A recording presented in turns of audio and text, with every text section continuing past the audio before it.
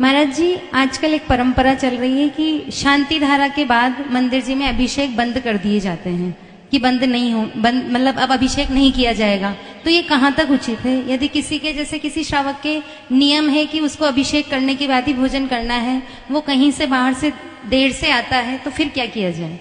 बहुत अच्छी बात। इस प्रक्रिया पर जिन्होंने भी ये नियम बनाए हैं उनको सबसे पहले अपने गुरु से प्रायश्चित लेना चाहिए।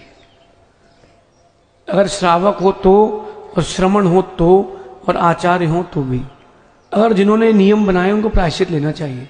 आजकल सभी मंदिरों में क्योंकि इस प्रकार का आगम में कोई भी विधान नहीं लिखा है। शांति धारा स्वयं में बड़ा अभिषेक है।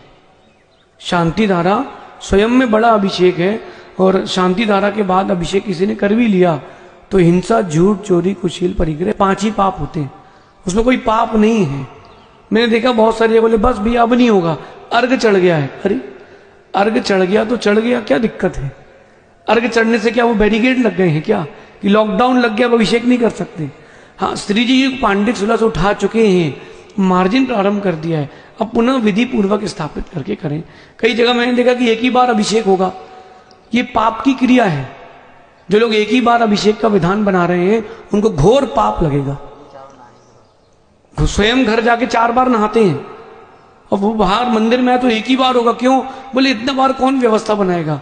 हर नगर के प्राचीन मंदिर की ओर जाएंगे, वहां दोपहर में 11 बजे भी, सुबह के 11 बजे भी अभिषेक होते मिलता है।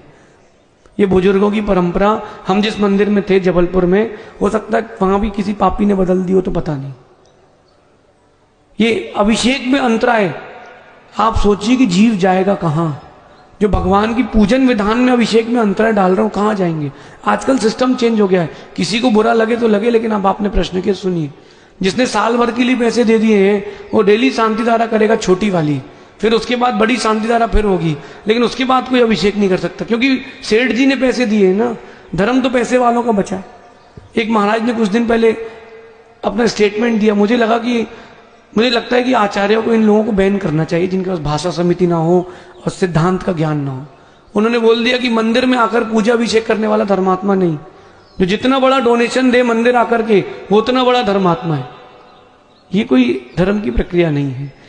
जो व्यवस्थापक है उनसे कहना है, अगर आप लोगों को व्यवस्था संभालते नहीं आती हो तो पद छोड़ें, लेकिन इस प्रकार की प्रक्रिया ना करें।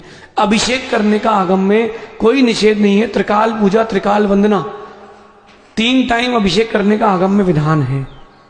आप लोग जब 10 लक्षण में अनंत चतुर्दशी होती तो दोपहर में शाम को अभिषेक करते कि नहीं? महावीर जयंती के दिन भी फिर क्यों करते हैं उस समय? क्योंकि उस दिन पैसा आता है, उस दिन प्रक्रिया है। ये जिन लोगों ने प्रक्रिया चालू कराई है उनको प्रायश्चित लेना चाहिए, और मेरा मानना है कि इस प्रक्रिया को तोड़ना चाहिए। अगर वो आप लोगों से कह दें कि अभिषेक हो गया अब नहीं कर सकते, नहीं देख सकते, तो ये बोले या तो हमें करने दो या हमें दिखाओ, तो सबकी अकल ठिकाने आएगी।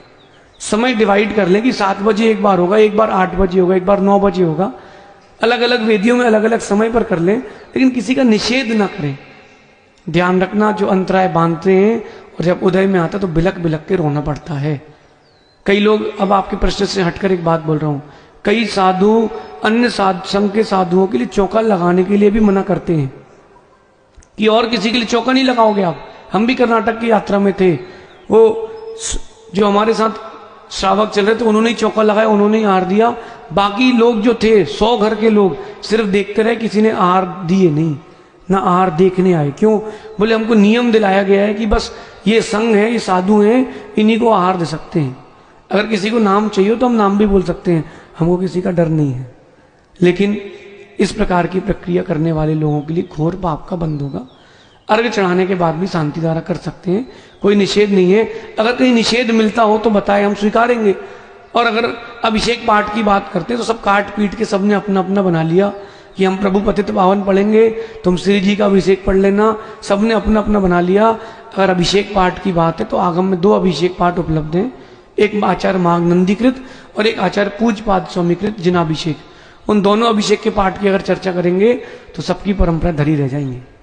इसलिए आगम की विधा को समझें, किसी का निषेध ना करें, क्योंकि अगर किसी का निषेध कर दिया और उसी दिन उसकी आयु का बंद होना था, अशुभ आयु का बंद हो गया, तो कर्म जो अंतराय बांधा है वो तो छोड़ेगा नहीं, और जिसको अशुभ आयु का बंद हुआ है वो तुमको बेंतर बन के परेशान करेगा। तो इन सारी प्रक्रियाओं को समझें।